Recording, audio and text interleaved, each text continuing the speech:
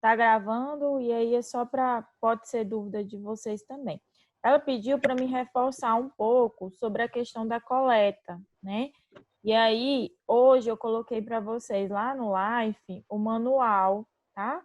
De controle da tuberculose, que é uma publicação atualizada. Essa nossa apresentação foi baseada nele, né? Inclusive, foi por isso que teve toda essa capacitação novamente no Estado, tá? Então, é uma publicação do ano passado e que traz o passo a passo. Eu não entrei, por exemplo, nos detalhes do diagnóstico, dos exames diagnósticos, né? Então, eu quis focar mais na etiologia da doença e na parte mesmo que nos cabe, que é a orientação e o tratamento. Essas informações a gente precisa saber para conhecer, mas não tão efetivamente, né? Então, porque aí vocês vão ver lá que eles são 360 e poucas páginas, se eu não me engano, é um manual longo, mas aí vocês podem estar focando.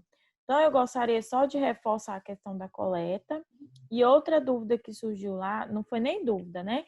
Eliane fez um comentário, porque o Igor fez um comentário a respeito de uns colegas dele que tinham, né? Que tiveram, e essa questão da dificuldade, o pessoal com preconceito, não queria chegar perto, né? E aí, Eliane fez um comentário lá no grupo que o paciente TB ele fica isolado, né? Então, vamos entender aqui as duas situações. A gente vai falar do tratamento hoje, mas o tratamento da TB ela é um pouco diferente do tratamento da hanseníase. Quando começa o tratamento da hanseníase, ele já não transmite mais, não é isso? Da tuberculose, em até 2 semanas, 15 dias, em até 15 dias, ele pode deixar de transmitir, né? Porque o que a gente viu ontem? Que quem transmite o vírus da tuberculose? Aquele que possui o bacilo, né? O bacilífero ativo. Então, possui bacilo, ele vai estar transmitindo. Então, vai entrar em tratamento de TB. Então, até 15 dias, a gente vai ter que ter um cuidado, né? Então, como que é esse cuidado? Se o paciente ele é diagnosticado na atenção básica, ele não vai para meio hospitalar, ele vai ser cuidado, né? Ele vai receber os cuidados ali mesmo, através da unidade básica, né? Vai iniciar o tratamento. Tratamento a gente vai falar sobre ele, sobre a dose supervisionada, diretamente supervisionada, e aqui também já é diferente, não é só uma dose, né? O tratamento direto observado. Todo dia tem que observar ele tomando medicamento, tá? Durante 6 meses, né? O período do tratamento. Só que depois de 2 semanas, ele vai fazer outra baciloscopia e se a baciloscopia já der negativa, ele já não transmite mais, né? Então, a gente tem que ter esse cuidado das orientações no início, né? Então, não tem mais essa orientação de isolar totalmente o paciente em casa, mas tem a orientação dos cuidados, né? Por exemplo, criança, idoso, não está tão próximo, né?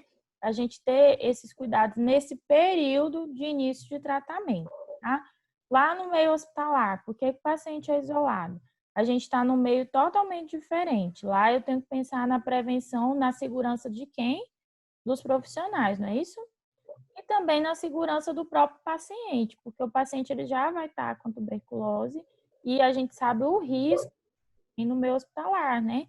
Com todos os outros micro-organismos, vírus, bactérias circulantes. Então, em meio hospitalar, se for diagnosticado, como várias vezes pode acontecer com o paciente com HIV, tá? É internado, debilitado, e aí chega lá e descobre que está com tuberculose. O paciente vai ser isolado, tá? Então, vai ser isolado para poder a equipe prestar o tratamento com segurança e também para garantir a segurança do próprio paciente, né? Para ele não agravar o quadro, tá bom? Então, só para ficar clara aí essas duas situações, que é o paciente que vai fazer o tratamento em casa, né? E o paciente, por exemplo, que já está mais agravado, que vai estar em ambiente hospitalar. E ele vai estar completamente isolado, tá? Ok? Só corrigindo minha fala, professora, porque na hora que eu falei errado, na hora que eu estava falando tuberculose, eu fui dar a explicação, mas eu estava falando de hanseníase, tá? Ah, tá falando de hanseníase. Não, Isso é uma ficou tranquilo, foi. Aí ele fez comentário, eu falei, não, vou aproveitar para explicar, né? Porque já tem alguns, vocês podem até depois pesquisarem, né? sobre essa questão da questão básica, né? Desse cuidado aí. E da questão do isolamento. Oi? Então, vamos lá. Vou compartilhar aqui a tela com vocês. Ó.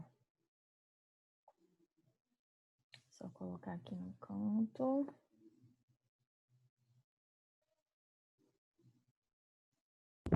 Estão conseguindo ver?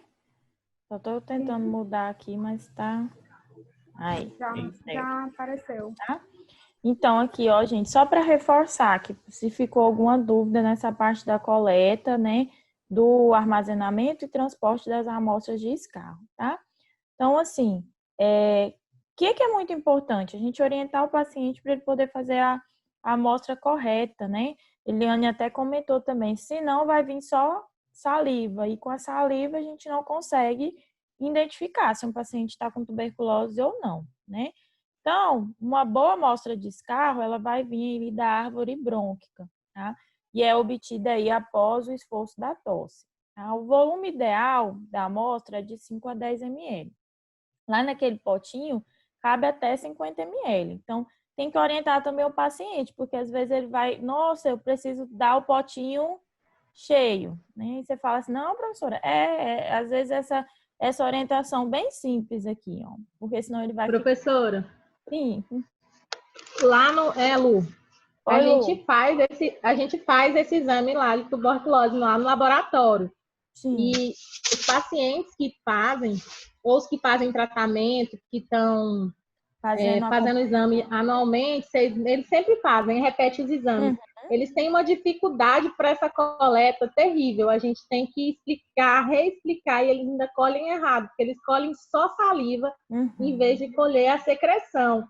Né? Alguns deles a gente tem que levar para uma salinha lá, para a doutora, o biomédico, ensinar lá, para ver se colhe corretamente.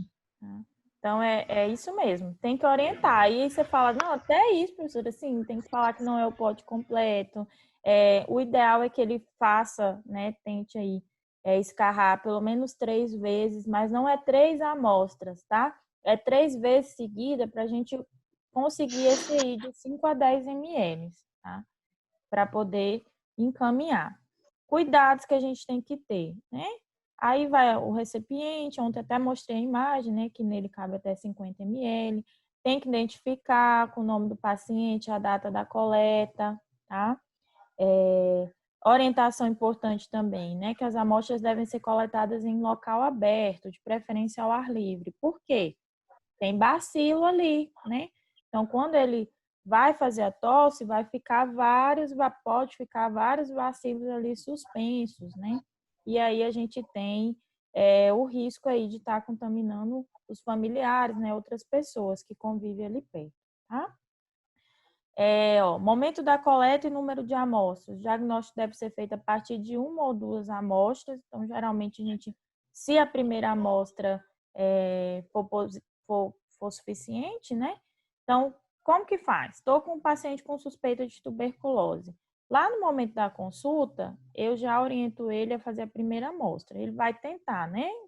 A gente vai tentar ter ali uma primeira amostra. E aí, a outra amostra ele vai fazer no outro dia. Preferencialmente ao despertar, né? Vai só enxaguar a boca com água, sem escovar os dentes ou utilizar outra substância, né? E aí, respirar fundo, só prender para depois tentar aí fazer o escarro, tá? Então, sempre orientar o paciente, né, o local adequado, a melhor forma. A questão também do armazenamento é importante, tá? Então, aqui tem 4, 5 orientações básicas para o paciente. Entregar o recipiente, verificando se a tampa do pote está bem fechada, né? Se ele está identificado. Orientar esse paciente quanto ao procedimento de coleta, que deve ser pela manhã, lavar bem a boca, né? Só com água. Inspirar profundamente, prender a respiração por um instante, escarrar após forçar a tosse. Né? Repetir essa operação até ter 3 eliminações do escarro, bom? informar que esse pote deve ser tampado, colocado em saco plásticos e com a tampa para cima. Orientar o paciente a lavar as mãos após o procedimento e, na impossibilidade de envio imediato da amostra para o laboratório ou para a unidade básica, ela deve ser conservada em geladeira, tá? Até o dia seguinte. Isso aqui também é uma informação importante, porque senão a gente inviabiliza a amostra, né? Ainda mais aqui, se for aqui no Tocantins, né? Na nossa temperatura ambiente aqui de agosto. Então, não, mas tá ruim demais aqui para assistir. ah? Ok, aí, ó, na questão aqui, ó, não é recomendado, né, essa conservação de amostra em ambiente por mais de 24 horas e ela pode ficar sob refrigeração até no máximo 7 dias, tá? Após o recebimento. Então, eu queria só mesmo para reforçar essa questão da coleta. Ok? Ficou claro essa parte? Mais alguma dúvida? Ou podemos continuar? Pode.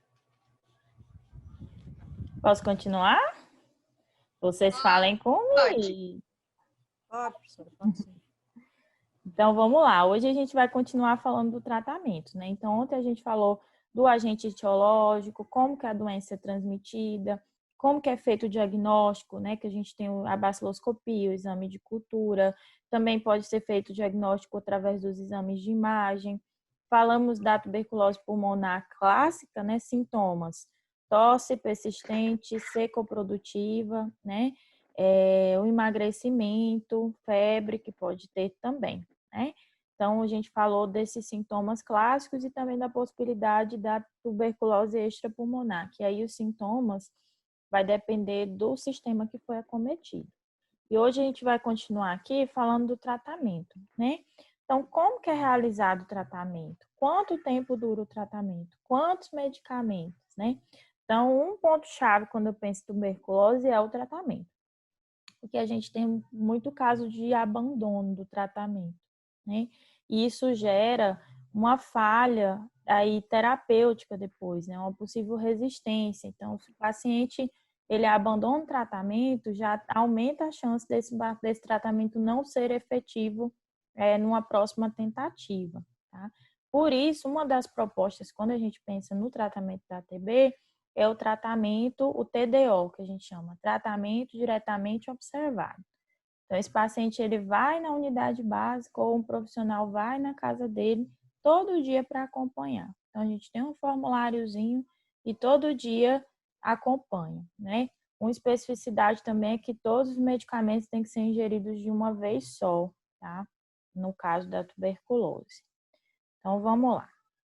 Em todos os esquemas de tratamento, os medicamentos deverão ser ingeridos diariamente, de uma única vez, tá? Essa é uma observação importante. É importante aí pesar o paciente, por quê? Né? Para a gente fazer o acompanhamento, tá? Dos efeitos também que pode ter o tratamento. Esse aqui é o esquema de tratamento da tuberculose, tá? E o local e manejo clínico preferencial, tá? Então, é igual o da Hanseníase, a gente tem um esquema básico.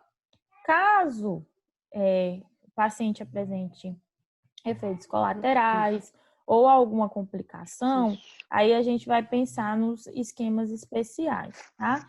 Então, quando eu tenho caso novo ou retratamento, né, que é recidiva após cura e regresso após abandono, aí eu vou pensar no esquema básico. Local do manejo, atenção primária, tá? Então, por isso que eu falei para vocês, a gente quer identificar e tratar o paciente aqui ainda, na atenção básica, tá?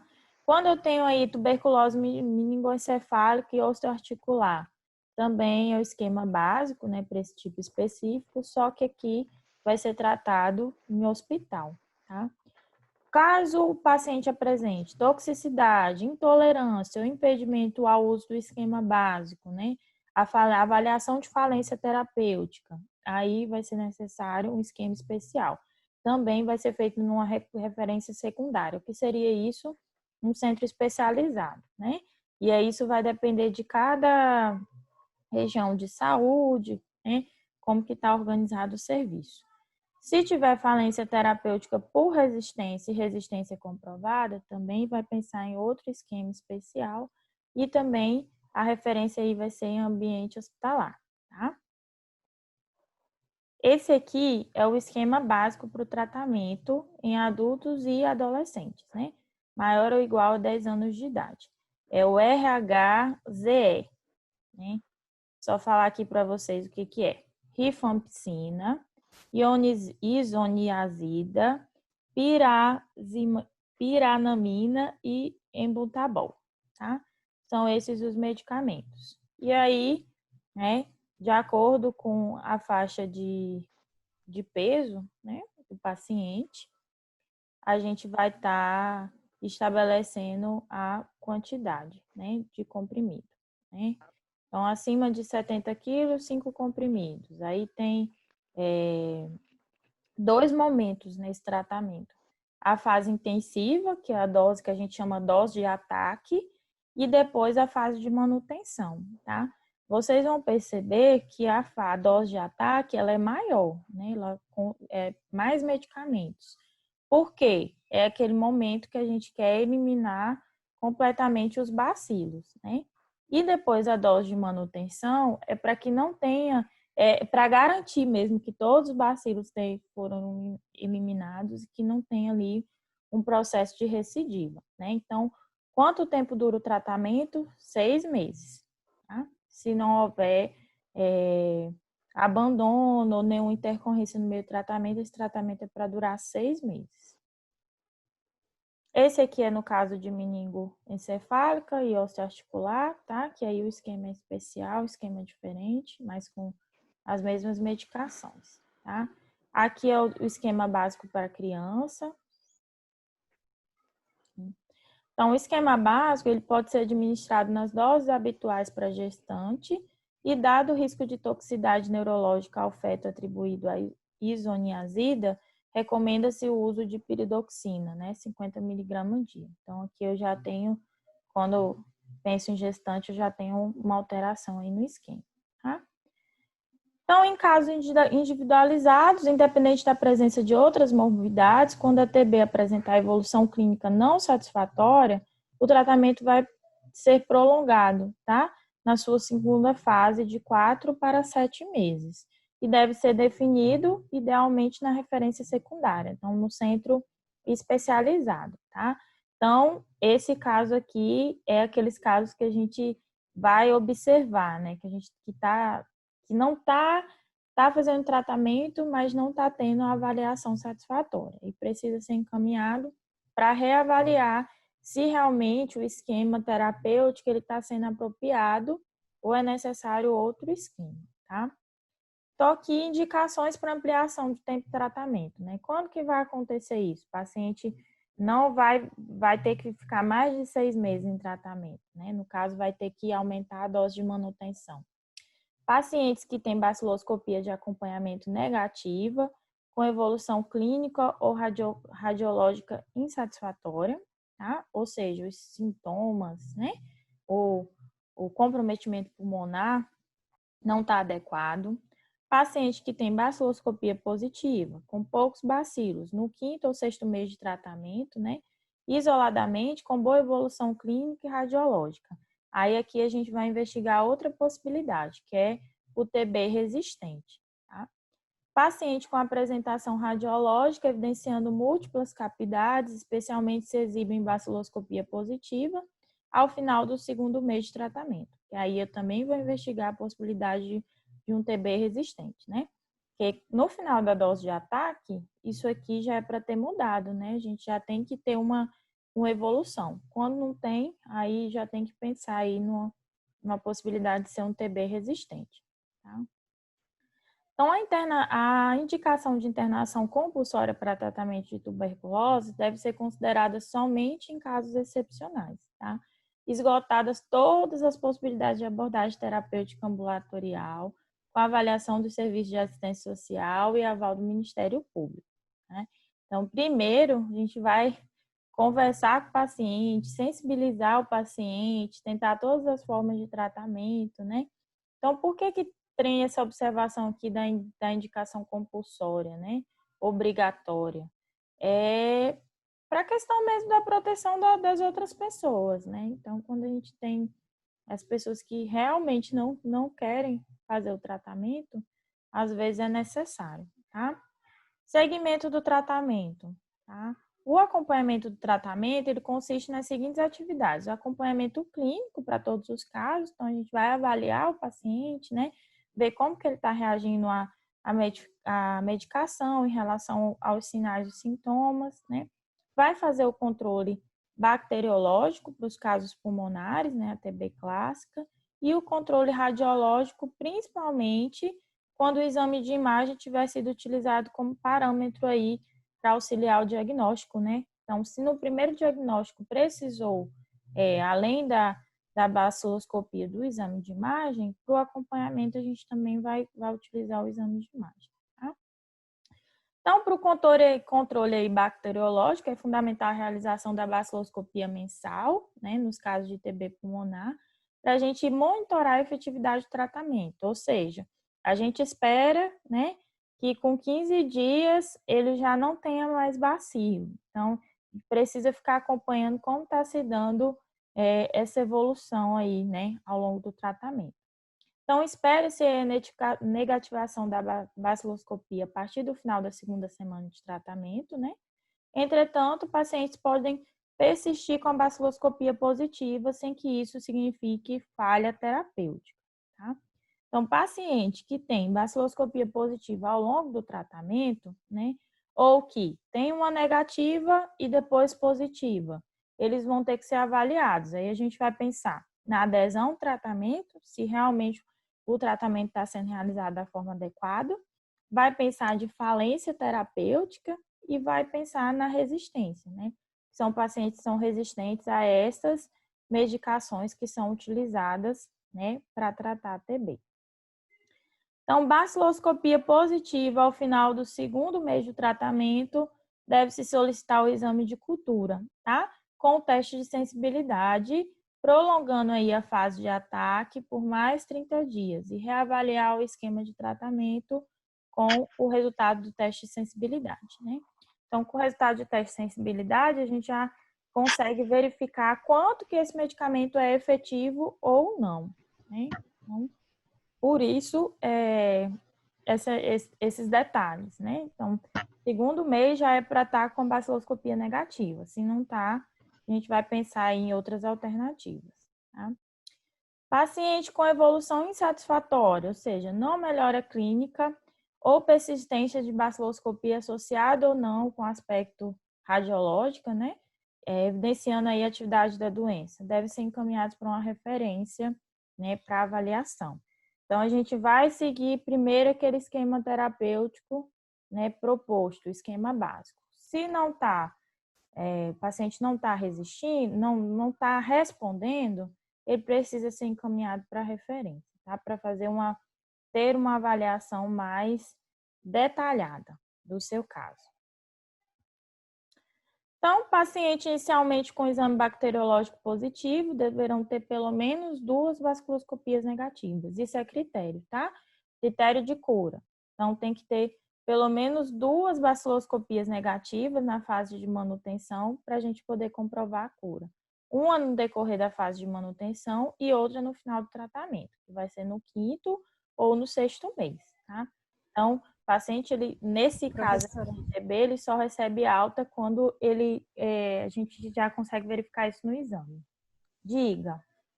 Então, esse paciente vai ter que fazer 3 baciloscopias, né, durante. Ele vai fazer mensal. É mensal? Isso. Eu vou mostrar bem aqui para vocês o quadrinho de acompanhamento, mas ele vai fazer mensal, Fátima. Tá? E aí, o esperado é que essa baciloscopia negative antes, né? Aí, se não negativar, a gente precisa avaliar. Aqui, ó. Cheguei no quadro. Foi boa pergunta, tá? Então, esse aqui é o quadro de acompanhamento. Como que a gente vai dar seguimento no tratamento do paciente com TB? Consulta. Vai ter consulta todo mês, ó. Do 1º ao 6º mês, tá? Maior frequência é a critério clínico. Então, se os profissionais, o médico achar que precisa reavaliar com menos tempo, né? Isso vai depender dos sinais e sintomas, do quadro do paciente, né? Então, se ele tem também outra situação especial, se for necessário, faz mais consultas, mas o ideal é uma consulta por mês. Teste para HIV. Na primeira consulta, a gente já tem que ofertar, tá? Caso não seja possível no primeiro mês, realizar durante o tratamento. Então, sempre que diagnosticou tuberculose, tem que ofertar o teste para HIV, tá? A gente vai fazer aí mensalmente também a avaliação de adesão do tratamento, né? Se o paciente realmente está fazendo o tratamento como deve. E a baciloscopia de controle, né? Uma vez por mês, que é no caso dos casos pulmonares, né? Da tuberculose clássica. Radiografia de tórax no segundo mês e no sexto mês, tá? E especialmente aqui nos casos com baciloscopia negativa ou na ausência de expectoração, né? E aí vai repetir também a questão da radiografia a critério clínico, se houver necessidade, né? E o teste de glicemia, função hepática e renal, né? São outros exames laboratoriais também que são solicitados na primeira consulta, né? Então, por exemplo, paciente diabético, a gente precisa ter um cuidado, porque pode ter uma complicação, né? A TB pode gerar aí complicações no quadro. Ok? Professora, a ficha que vai estar disponível é desse modelo aí? Não. Esse aqui é só o quadrinho para a gente saber que a gente vai acompanhar. Eu acho que no final da apresentação eu tenho duas fichas, mas nem é a ficha. Um é do tratamento, que a gente coloca lá o dia e confirma se o paciente realmente tomou a dose. E a outra é o de busca ativa, de sintomático, né? Que aí é os agentes comunitários de saúde que faz esse preenchimento, né? Toda vez que eles vão visitar, aí eles se certificam que não tem ninguém tossindo por mais de 3 semanas na casa, tá? Tá bom. Em que consiste aí a quimioprofilaxia, gente? Ó, é nos casos que a gente tem infecção latente pelo Mycobacterium tuberculosis, tá? Então, pessoas que são infectadas, né, pelo Mycobacterium tuberculosis, mas não apresentam a TB ativa, né? Ou seja, não é bacilífero, não está expelindo bacilos. Eles são identificados aí como portadores da infecção latente, tá? Então, é importante salientar que antes de se efetuar o tratamento, né, que é a quimioprofilaxia, né, que aí já seria um tratamento de prevenção, já que ele não está com a tuberculose ativa, mas ele está infectado, tá? Deve-se sempre investigar os sinais e sintomas clínicos, né, sugestivos de tuberculose ativa, e na presença de qualquer suspeita, investigar a tuberculose ativa e não tratar a infecção latente nesse momento, tá? Então, eu preciso realmente confirmar que eu não tenho uma tuberculose ativa para pensar aí na quimioprofilaxia, tá? Então, o tratamento, né, vai reduzir aí de 60% a 90% o risco de adoecimento, né? É aqueles dois conceitos que a gente vem trabalhando: infectividade, que é a capacidade de infectar, e patogenicidade, que é a capacidade de adoecer, né? Então, essa pessoa que tem a infecção latente, ela não está adoecida, né? E se a gente faz o tratamento com a quimioprofilaxia, ela diminui aí de 60% a 90% esse risco de adoecimento, né?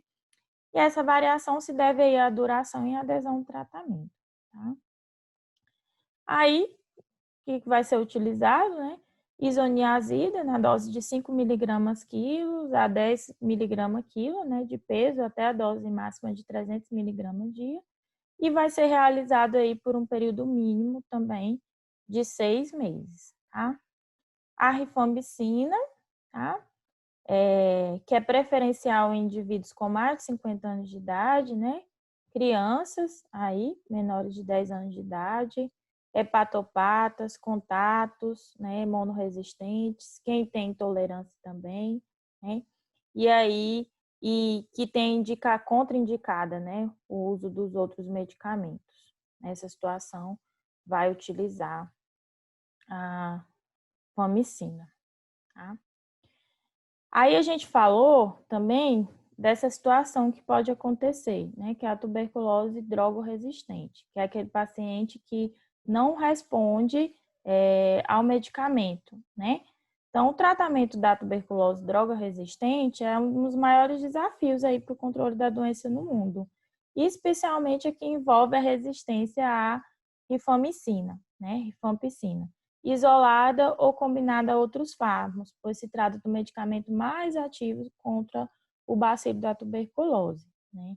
Então, esses esquemas especiais acabam não tendo tanta a efetividade, né? Porque o esquema básico, ele é extremamente efetivo. Então, às vezes, esses esquemas especiais, eles demoram mais tempo e precisam de um acompanhamento mais detalhado ainda, né? Então, mais especializado. Então, é de fundamental importância aí que todos os casos de tuberculose droga-resistente, né? Ou com falência ao esquema básico, né? Ou seja, aquele esquema básico, ele não é suficiente para eliminar o bacilo, eles sejam aí encaminhados às unidades de referência, né, para atenção à pessoa com TB, para avaliação e manejo aí pelos profissionais capacitados, equipe multidisciplinar, né, pela complexidade das situações, não somente do ponto de vista clínico, mas também a questão psicossocial, né, aquele olhar para o paciente com todo. O desenvolvimento aí da tuberculose droga-resistente, ela ocorre durante o tratamento, após a exposição à infecção por bacilo sensível, né?